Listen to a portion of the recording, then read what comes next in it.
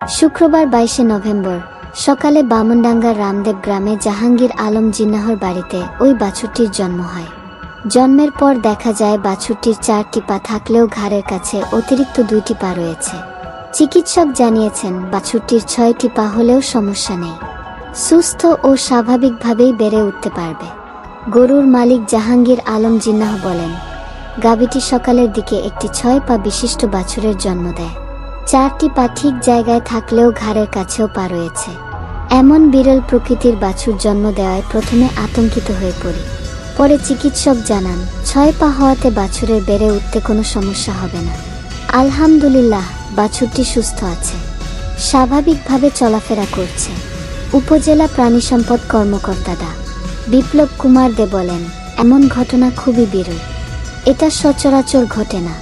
তবে আশা করা যাচ্ছে 6 পা হলেও বাছুরটির কোনো সমস্যা হবে না। গাইবান্ধার সুন্দরগঞ্জে জন্ম হয়েছে 6 পা বিশিষ্ট একটি বাছুরের।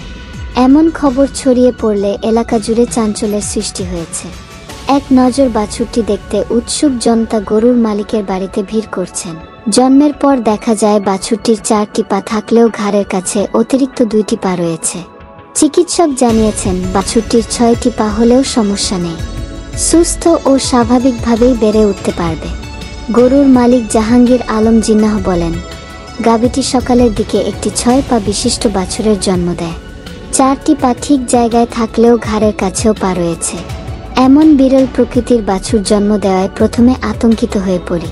পরে চিকিৎসক জানান 6 পা হওয়াতে বাছুরের বেড়ে উঠতে কোনো সমস্যা হবে না।